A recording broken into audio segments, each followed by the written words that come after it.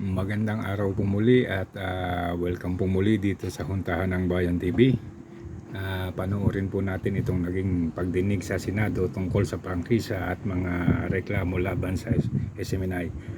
Sa pangunguna po ito ni Senator Robin Padilla. Po yun. Tanong ko lang po, pagka ganito po bang may nagreklamo? Kasi lagi ko naman pong nakakasama din ng NTC sa ibang hearing, lalo na po pagkakasama natin yung MTRCB. Ano po? Tanong ko lang po, sino po ba dapat ang magrereklamo? Halimbawa, katulad po, sinabi nila merong hindi balanse na balita na inilabas yung isang host ng SMNI. Sino po ba dapat ang magrereklamo sa NTC? MTRCB o private individual o kayo po mismo? NTC po mismo ang magrereklamo? Mr. Chair, ang tinutukoy po ba natin yung content-based po na reklamo po? Opo, halimbawa lang po sa ibang network Opo. nangyari yung Opo. ganito po, ano? Opo. Sino po ang tamang magrereklamo? MTRCB, private citizen o NTC mismo? Sir, we as regards content po kasi dahil self-regulation po ang broadcast industry. So pag may dumadating po na mga complaint or any na parang ito medyo false misinformation or masyado namang hard-hitting yung mga broadcasters, nire-refer po namin yun sir sa KBP sir. Meron po silang standards committee po that would standards authority that would reprimand or impose sanctions po doon sa nasabing broadcaster po. Sir, may gusto po kayong sabihin sa ito? Yes, Mr. Chair, kino-confirm ko po yun. Kasi may Supreme Court ruling na hindi jurisdiction ng NTC ang content-based matters. Technical lang. Sa TV naman po, NTRCB po. Radio at yung self-regulations both radio and television, but complaints regarding content on TV can be referred to the NTRCB. Paano po ang dynamics po nun? Halimbawa, pagka radyo po, KBP.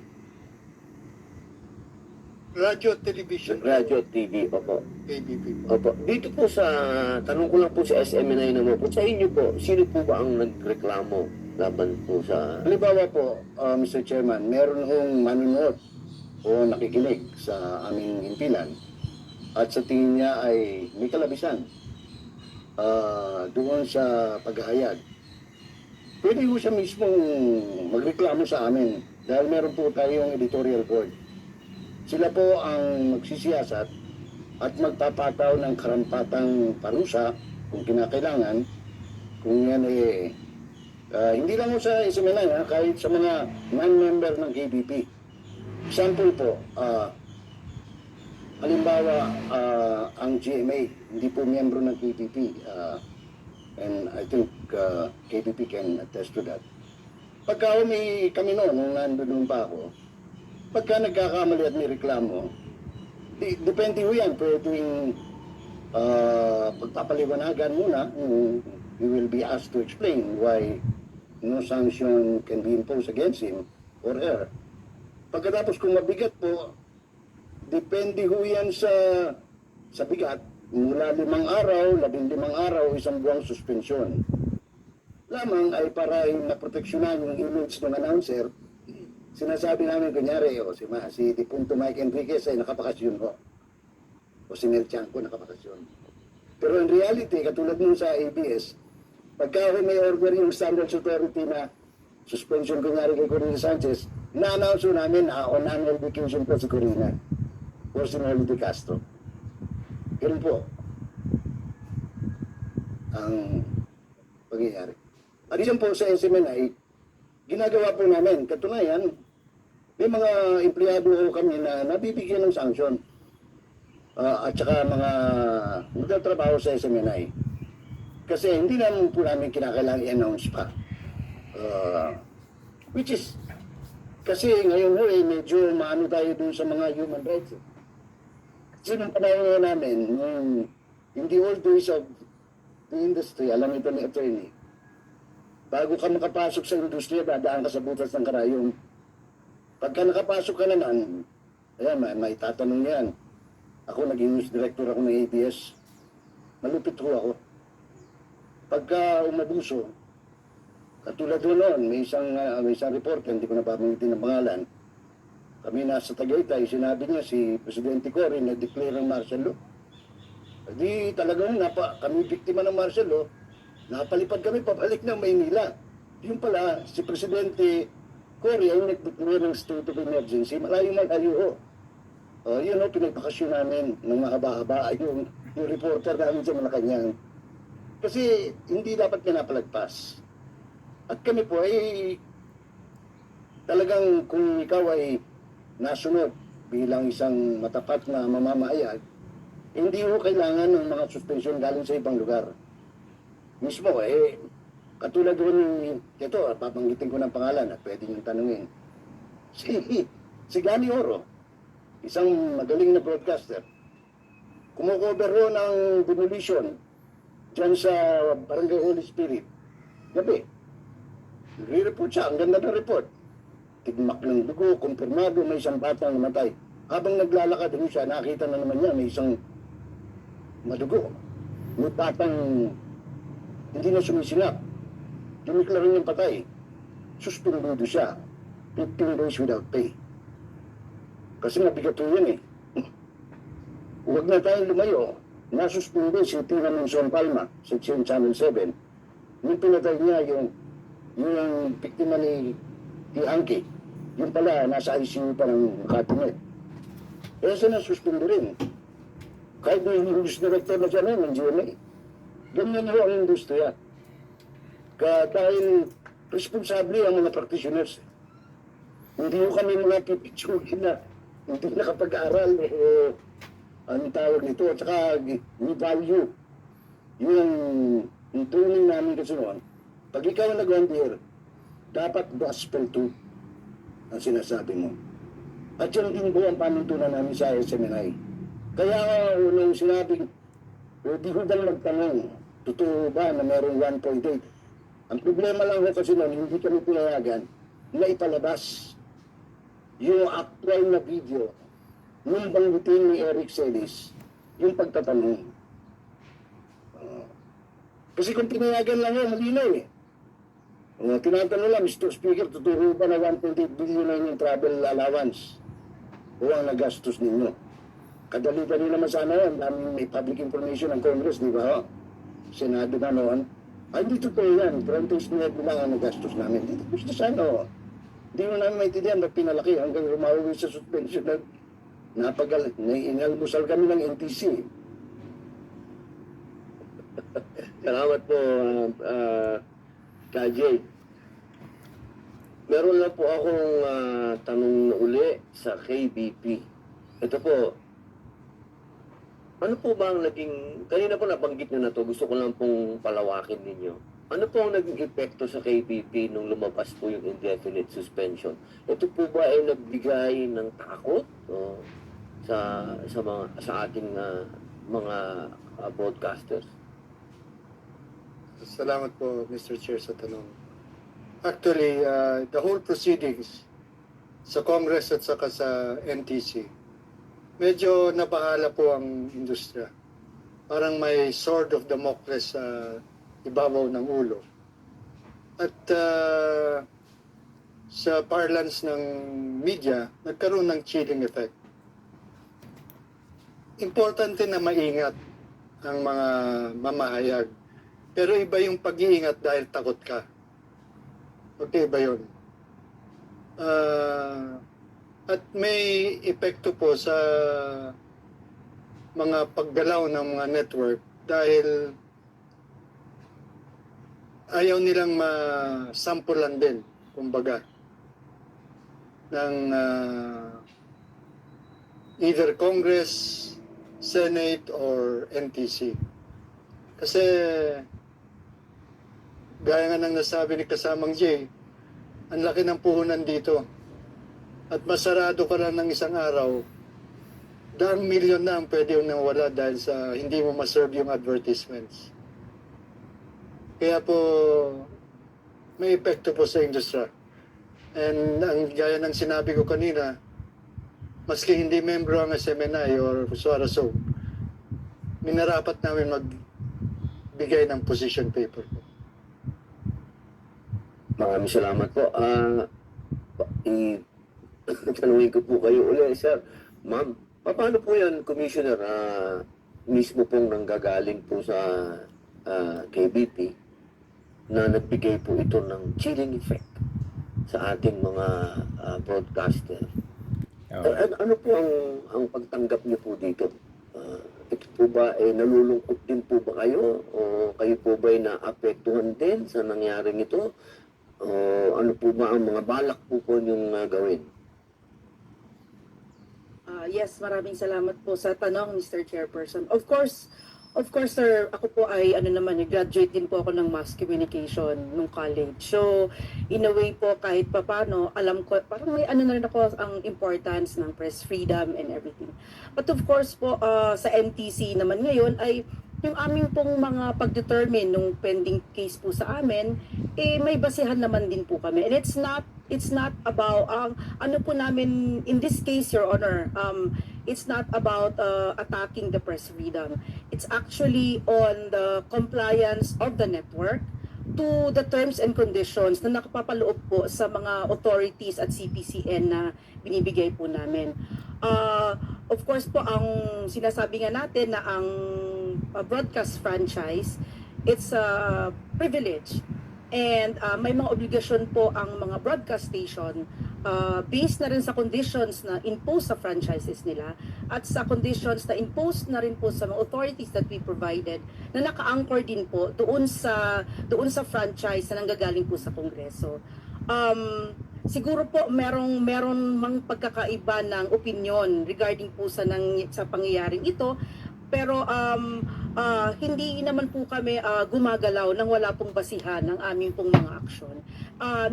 Narinig ko lang po ang ngayon po ni Attorney Reggie Horalbar ng KBP. Of course po,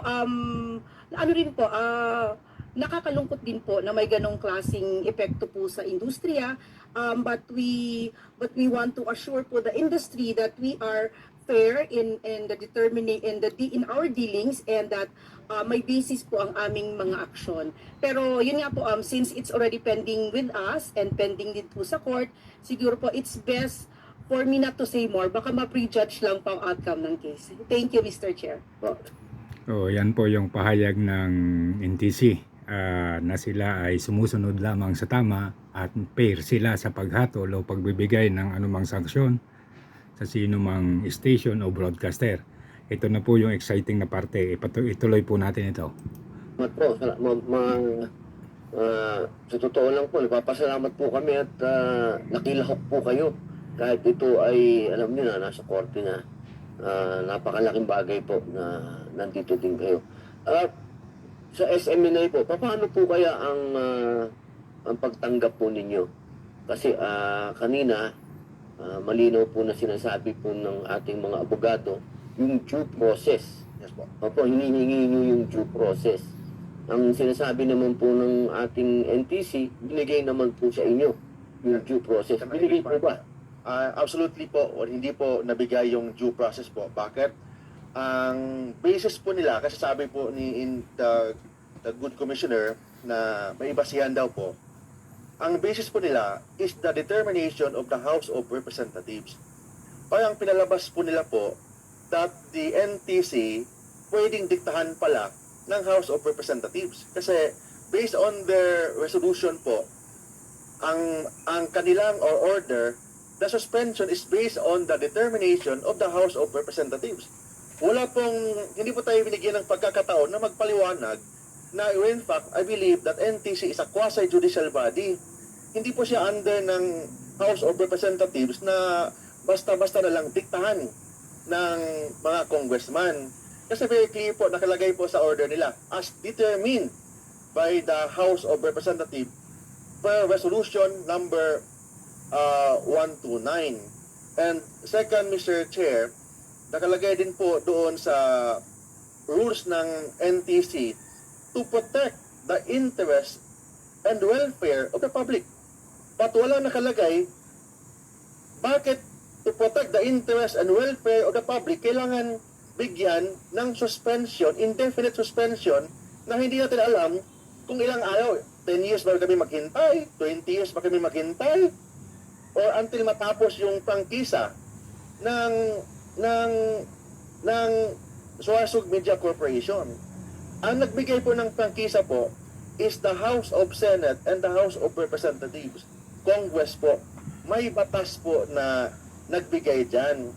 So, ibig sabihin, mawala ang prangkisa through amendment of a law. Not just a mere order of a quasi-judicial body na hindi nga tayo binigyan ng pagkakataon, walang hearing, walang notice. In fact, documented po as determined by the House of Representatives. Ibig sabihin po, inaamin po ng NTC na nagpadikta sila ng congressman or ng House of Representatives. Yan na po ang masabi ko po. Linawin ko po, ibig niyo pong sabihin ang ginawang investigasyon ng NTC, Wala po investigation po. As based lang po sa determination ng House of Representatives. So wala pong investigation, wala pong hearing, hindi tayo binigyan ng pagkakataon. So very clear po, the NTC violated its own rules. ulitin ko po, naguluhan ako. Ibig niyo pong sabihin, yung pong indefinite suspension ninyo galing sa investigasyon ng House? Yes po. Ito po yung order ng NTC, nakalagay po as determined by the Committee of the House of Representatives. So ibig sabihin po, yung kanilang resolution, nagbase lang po sila sa legislative investigation. So violation po yan ng separation of power kasi the Congress is under the legislative body and NTC is under the executive department. So ibig sabihin po, sinurrender po nila ang quasi-judicial power or function ng NTC and nagpadikta po sila through a document. Hindi po ako nagsasabi po nito. This is a document issued by NTC na nakalagay po doon as determined by the House of Representatives. This document is dated December 19, 2023 and also that the order issued by the NTC dated January 18, 2024 and March 18, 2024. So, ibig sabihin po, hindi lang isang dokumento na inaamin po ng NTC na nagpadikta sila o nagsinurrender po nila ang quasi-judicial power nila ng House of Representatives. We are in a presidential system po. Or sa presidential system, iba ang executive department, iba ang legislative department. Separate po sila po. But in this case, walang hearing, walang notice, walang investigation. Sabi nila, motu proprio. Motu proprio, but based on the determination of the House of Representatives. Where in fact, nakita naman po in the legislative committee sa House of Representatives, hindi po tayo binigyan ng pagkakataon na magpaliwanag. In fact, dalawa po sa mga angkor ng Suasug nakulong ng 7 days dahil lang sa na-contempt daw. And in fact, kung magsalita po tayo, 1 sentence, 2 sentence, may mga panakot na po na pa-contempt po kami ni Congressman, ni Attorney Rolex Suplico.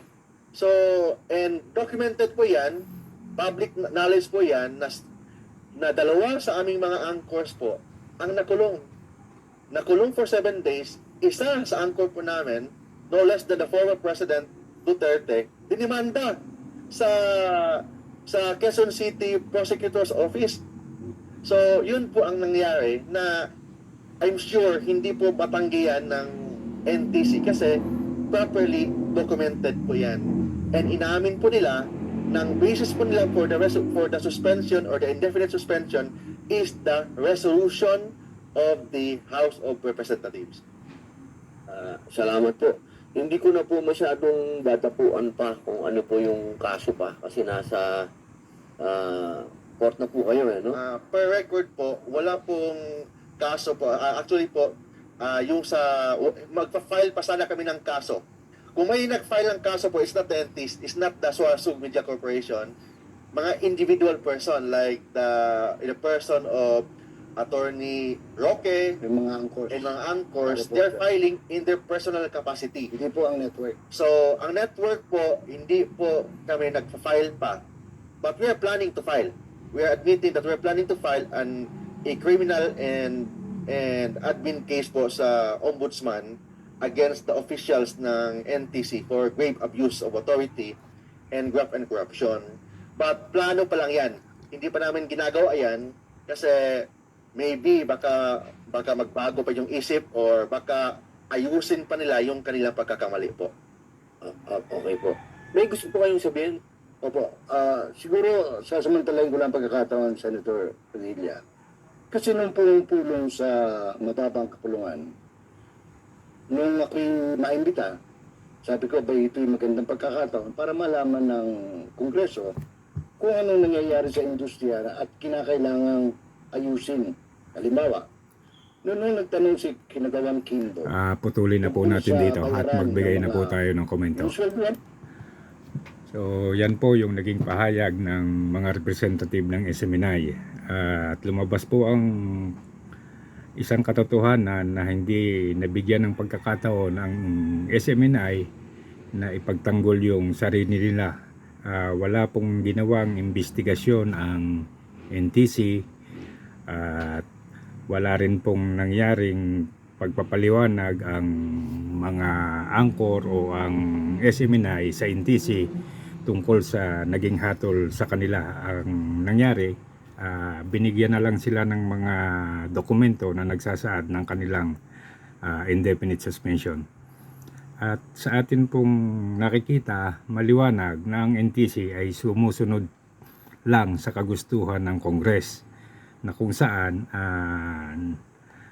sa isang banda ay medyo nakakatakot talaga dahil kapag ganito ang mangyayari, lahat siguro ng magtatanong sa Congress sa kanilang mga aktibidades, sa kanilang mga ginagawa, lalo pat may kaugnayan sa budget, medyo matatakot talaga. Ang lahat po kasi ng ito ay nagsimula lang daw doon sa pagtatanong ni Ka Eric sa naging travel expenses ni Speaker Martin Romualdez.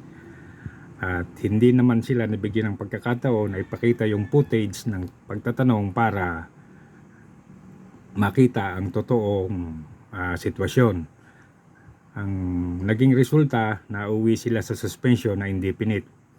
So, sa ngayon, magandang pagkakataon ito na ipaliwanag nila ng husto sa Senado kay Senator Padilla ang kalagayan ng SMNI, ang naging pangyayari, at naging napakaganda rin ang paliwanag ni Mr. Sonsa tungkol sa nangyari.